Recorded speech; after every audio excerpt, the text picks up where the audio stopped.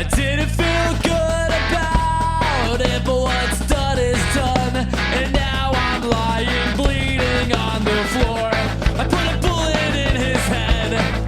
There was no hesitation, but you made it easy when you strapped his body to a chair. So say goodbye to everything you ever knew before, and I'd understand if you went running out the door.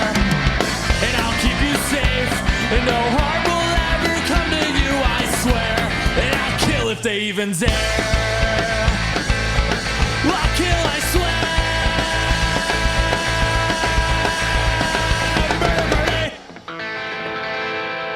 Good morning, Your Highness. Good morning. The sun is so shining. It's beautiful. It's I love it. negative 500 Yep. degrees, Yep. but if the sun is out, I'm here for it.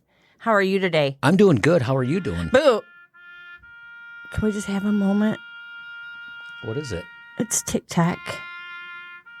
TikTok is down. Our great American government has taken it away. And with that went CapCut. Also, a company that was owned by the same people as TikTok. Can we all just cry for a minute? Yeah. I think we'll be okay. You're being overly dramatic. I am not. Stop the fucking music. Welcome to Michigan Murders and Music, where we discuss murders in our gorgeous state and top it off with a little homegrown music, leaving you with a happy ending and on a good note. Put that thing away. Thank you for allowing us to seep into your ears. We have some thank yous today, Boot. Yes, we have Ed Weldon, who purchased us a case of PBR and what do you call it? A Jeter? A Jeter? This expensive ass Jeter that I'm lighting up right now. Ed, you fucking rock. This isn't Heck the first yeah. time you've donated to us, and I'm very well aware of that. Oh, well, we love you. We love you long time. You didn't even have to do that. You didn't, but you did. did anyways.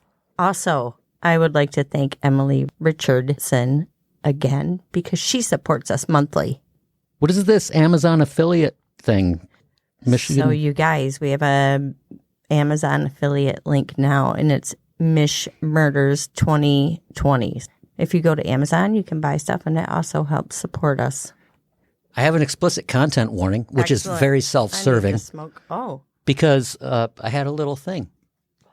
If your husband, me, decides one day to get a weird spot on the side of his nose looked at, encourage him to do so, because it could be a thing. now you're just going to have a big-ass nasty scar on the side of your nose. I got a little biopsy done, waited for a few months, went and had a procedure to check into it further. 24 stitches later, a black eye, and I'm okay. That's all that matters. That's all that matters. Yep. You were so pissed. You're like, well, I didn't even need it done. It wasn't even cancerous. I'm like, they wouldn't have known unless I dug down in there, asshat. So, yes, you did need it done. I did. And now he's all paranoid that My nose is crooked. his large nose is Shut up. crooked. It's cheaper than a tattoo, a little Get the facial PBR scarring. that Ed gave you and Yes, quit thank you, your Ed. crying. You don't have cancer, and we're very thankful Well, for you were that. crying earlier because of your stupid TikTok, Hey, whatever it is. don't. Whatever TikTok don't even go is. I there. don't even know what it is. We would like to keep our podcast commercial-free and independent. So if you are like Ed and Emily, you can go to the Tipsy Jar. Just check out our website. You can also buy merch and do the Amazon thing. Do us a favor, share us with a friend. Follow us on all the places. Instagram, Facebook, not TikTok. Now, see, I got to change my whole thing. I got to take that out. I've got to retype this because of fucking fucks. And you can also email us. Also, Buzzsprout has a new thing. If you look in our description of our podcast, it says send us a story idea. You can click on that and that will send us a text. So you can just text us anything you want. Always looking for new stories. Just text fuck off, Your Highness, and I will laugh all day about it. This week we are featuring the Hacky Turtles. You're going to like them. I think so. I like them. Boot. We're going to Yale today. You know what? I What? saw a new license plate that Michigan has. It's the hands. Both of them? Yes. Neat. The lower peninsula and the upper peninsula. With actual hands? Yes, with handprints. And I Yay. fucking want my driver's license plate to be that now. I was like, oh my God. Everybody does that in Michigan. Nice. So why Yeah, not that's how we embrace do it. that shit? So today we're going to a city called Yale, which is up here kind of in the, well, down here, I guess, in the thumb area. Yeah.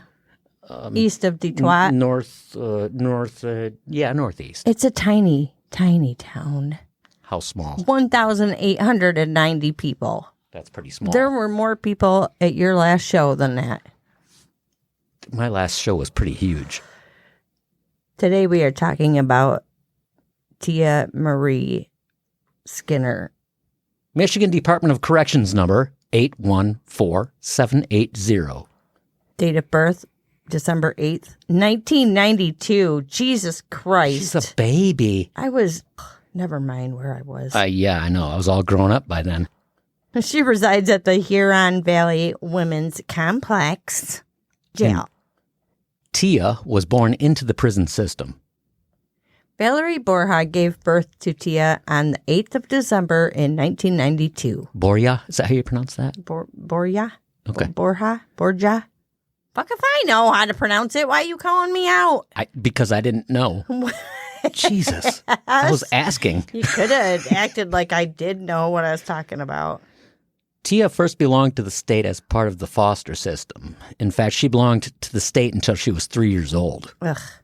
I'm sure good things probably didn't happen in that time. They never seemed to. Mom's sister, Marla, adopted her and her brother and raised them as her own. Marla was married herself, and the two of them also had 2 children. So it's a nice little family of 4 children. Tia did exceptionally well in school. Being an honor student takes a lot of work. A lot of work. Honor student, dude. Mm-hmm. That's amazing. She was in her high school band. She was involved in their church, and she sang in the church choir and went to church study classes. I wonder what she played in the band. She Maybe was in tuba. the choir. But she was also in the school band. Oh, I should have known you were going to wonder that. She seemed to embrace life and was a happy teenager. I mean, considering teenagers, they can be moody. A little here and there. But other than that, she was fucking chucking along in life, doing awesomely. She had her grades up, and she had plans to go to Western Michigan University. She was doing the thing. It's not easy to get into Western. What? It's just written funny if I don't say however with the preceding sentence. Well, say it however you want. I just did.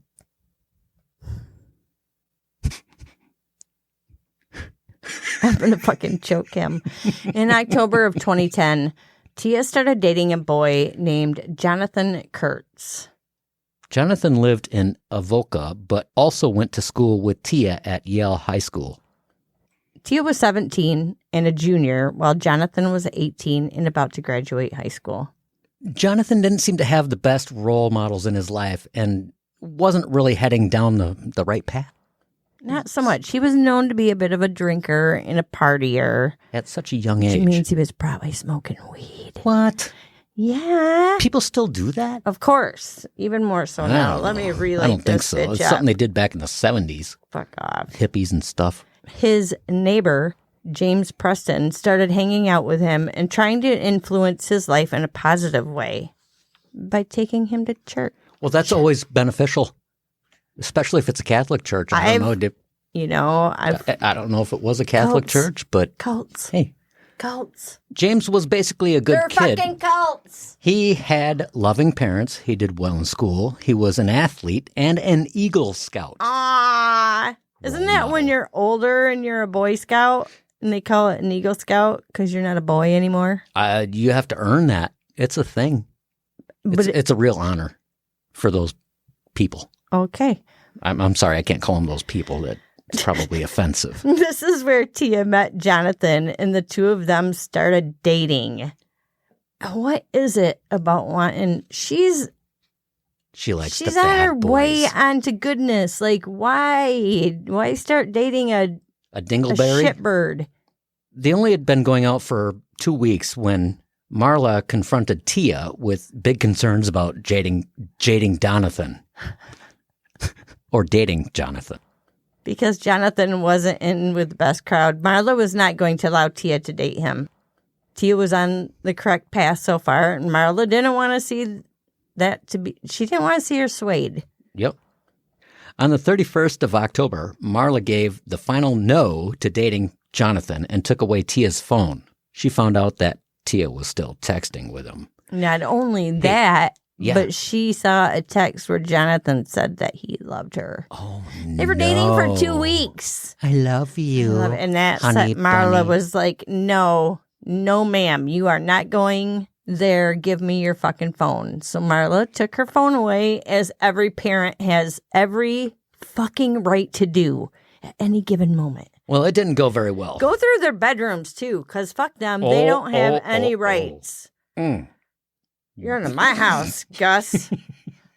Yeah, it didn't go well at all. Tia began arguing with Marla a lot regarding this situation. And she was also still seeing Jonathan behind her mom's back. In fact, she was able to see him at church. Tia started sharing her frustration about her mom taking her phone away from her and not allowing her to see Jonathan. I guess they started a plan to murder Tia's parents. Like they were planning a going away party or something. Well, these kids are smart, except for the smart part. Plus, most of the planning was done at their stupid youth church meetings. Lord Jesus, thank you. This is where Tia, Jonathan, and Paul would talk about their plans and how it was all going to work out. Right there at church. Fucking church. Mm-hmm. Tia had everything covered for them. She gave them a map of her neighborhood. It was in pencil. It was very neatly drawn with a "My House" printed in box letters where she lived. No detail left unaccounted for. Unturned.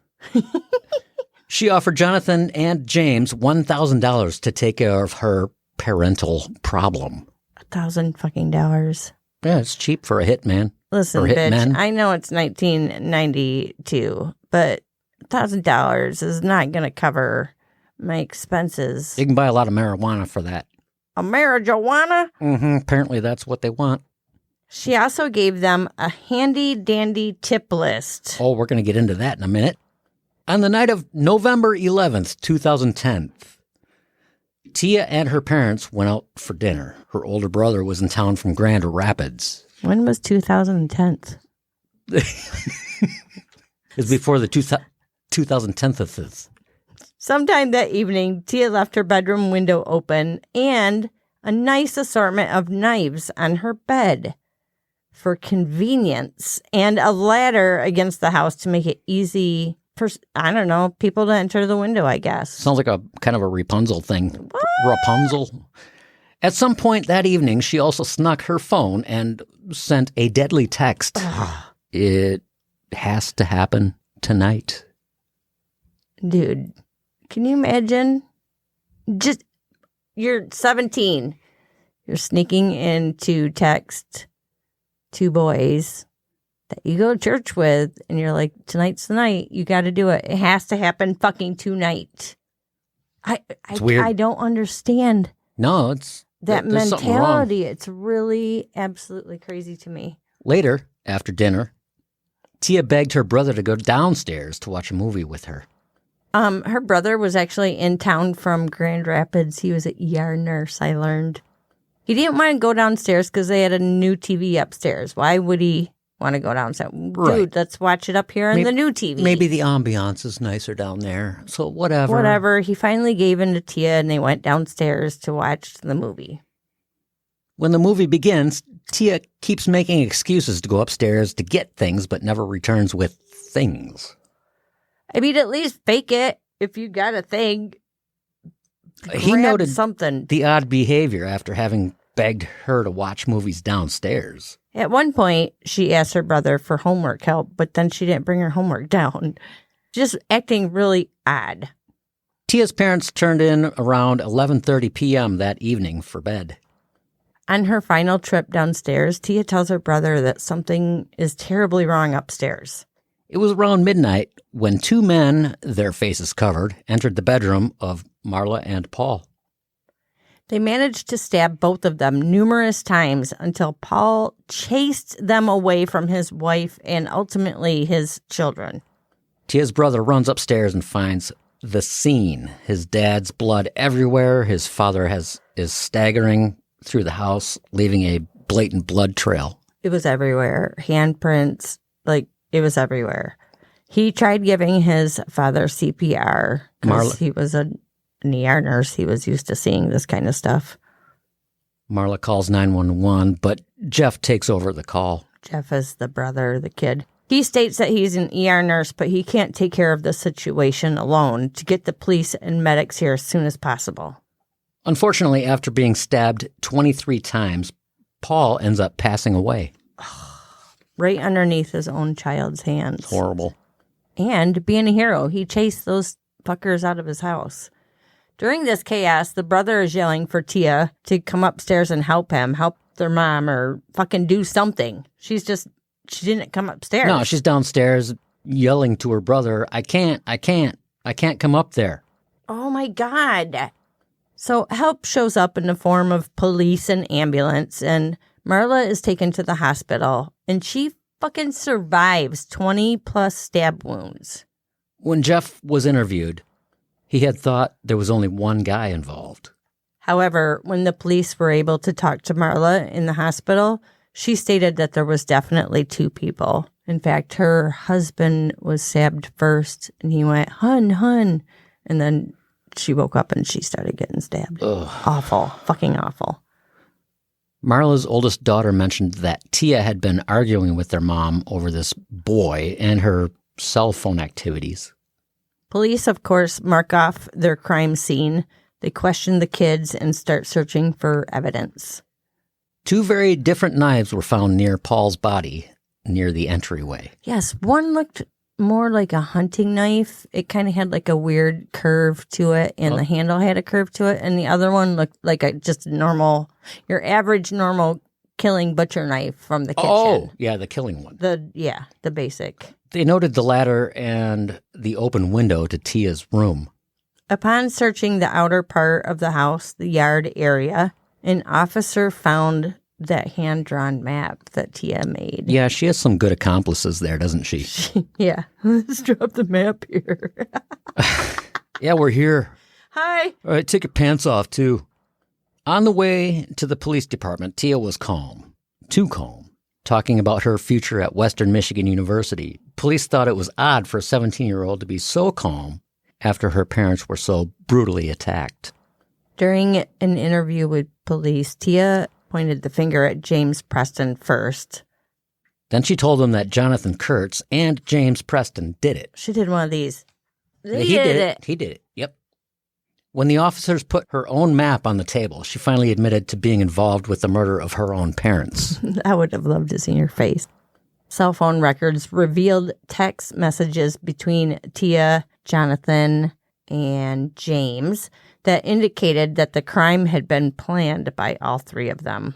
Some of the texts discussed what type of knife they should use and which would be the best. You know, you gotta... Should I use this one or this one? I mean, you gotta discuss the details. Just use it right side up. You know, life is in the details. We can't forget Tia's tip list to boot. Oh, yes. Let's get back to that. Yes, it included the following things. The dogs are going to bark. Please don't hurt them.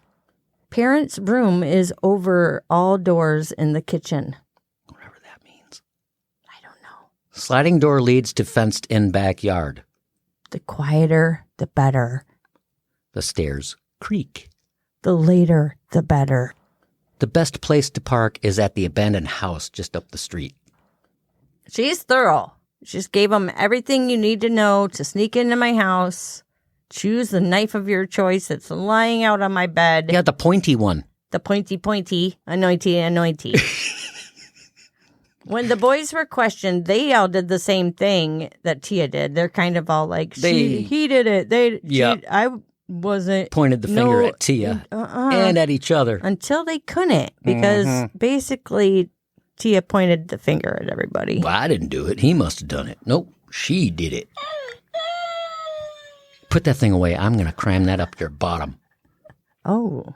All three of them were arrested on November 14th, 2010, and charged at the St. Clair County Jail for open murder, attempted murder, and conspiracy to commit murder. They would be held without bond. Dun, dun, dun. Marla, Jeff, and others would testify before a judge to help with evidence. It was before like the trial or something, so I don't know. What is that? During the investigation, Oh, it's I called guess. an evidentiary Oh, yeah, okay. something. Yeah, I don't Her know. mom and her brother testified during the trial, having to face Tia, like their sister and daughter, basically. Ooh. Jonathan went to trial in June. James went to trial in July. And then Tia went to trial in August. I know you're going to make a comment on this officer's first name. No, I'm not. Yes? I said I wasn't. Yes, you are. Officer Regina Morgazian. Okay, Officer Regina. Officer Regina Margosian was the officer who drove Tia in that night. Testified that Tia was indifferent about the situation and that she just talked about her future. She never asked about her parents on the way in. St. Clair County Deputy Jeff Green testified also. When he asked Tia if she knew what happened upstairs, she replied with, "No, but my brother said it was bad." Tia. The jury deliberated for under an hour before sentencing Tia to life in prison. Sentence 1, homicide, murder, first degree, premeditated conspiracy. Sentence number 2, attempt to murder. Sentence number 3, homicide, murder, first degree, premeditated. Now we go to Jonathan Aaron. It's Aaron. Kurtz. MDOC number 809153, sentenced on September 16th, 2011. He's currently 33 years old, and he resides at the Oaks Correctional Facility in Manistee. It's up north. His first sentence is homicide, murder in first degree, premeditated conspiracy. Sentence 2, attempt to murder. Sentence 3, homicide, murder in first degree, premeditated. James Leslie Preston. Yeah, no wonder he was angry. MDOC 811364. Age 32. He now resides in Muskegon at the correctional facility there. Sentence 1, homicide, murder, first degree, premeditated conspiracy. Number 2, attempt to murder. Guess what? Because you guys couldn't murder Marla, you fucking bitches. Incompetent boys. Whores. And sentence number 3, murder in the first degree, premeditated. Crazy. Absolutely crazy. Marla made a statement to Tia during the sentencing. I believe it was a sentencing. Anyways, it was in the courtroom. Tia, you've completely puzzled me. I thought I knew you. I thought we shared the same feelings, values, loves, and life. But I guess I never really knew you at all, and that's heartbreaking. It really is.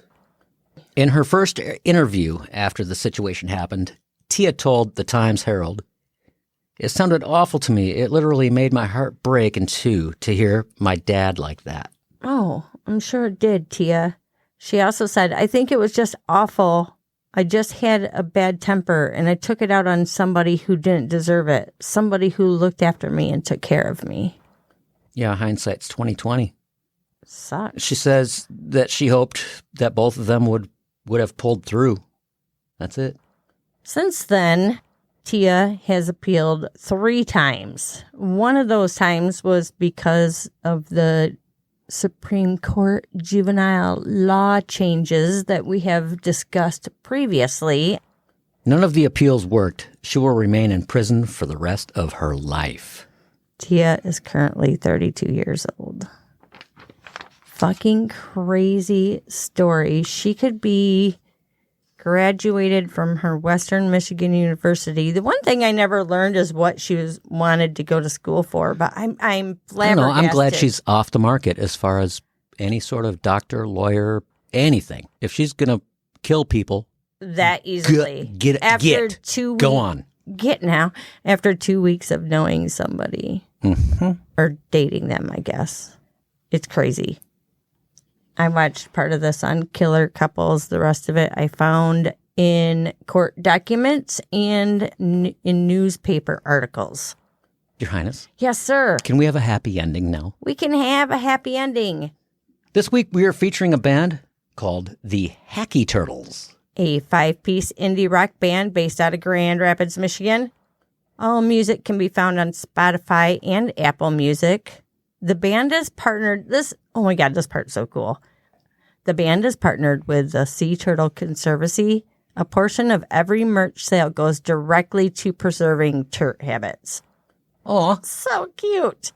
Their social media handle for Instagram is simply the Hacky Turtles. And I believe they're on Facebook, and I will put all of their links down below in the description. Very nice. Hacky Turtles. And the song is called Caught a Wave. Here we go.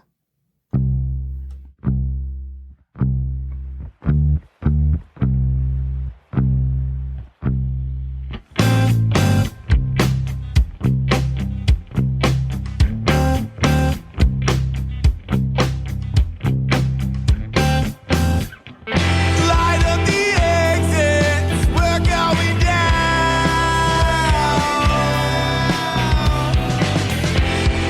Oxygen flowing doesn't make a sound. Cue it up, episodic, shot of bluff, then coat with clearance, get it cut. Fresh and flashy, home is where you wanna make the place that you know the best. Shut your eyes and hope they open next.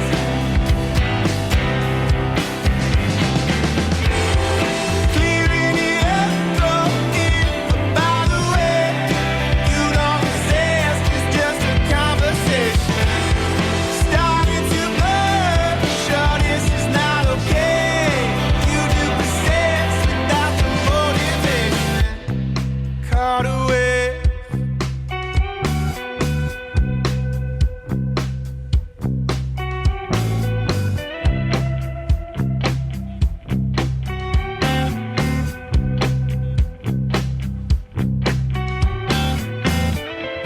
Line up the wormwood, take with a frown.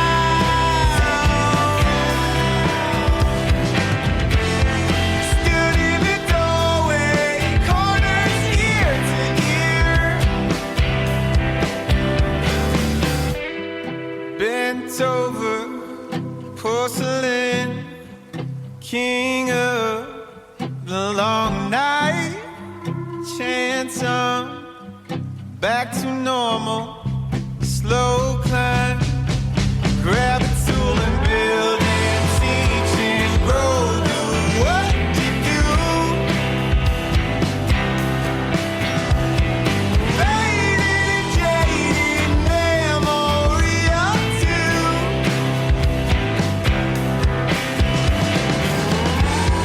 Clearing it up, throwing by the way. You don't resist, it's just a conversation. Starting to blur, sure this is not okay. You do persist without the motivation. Laughing it up, tops and ringing bells. You don't practice the frame of reference. Coughing alone, going to nowhere. You can resist, it's just what's the difference? Caught away, caught away, caught away.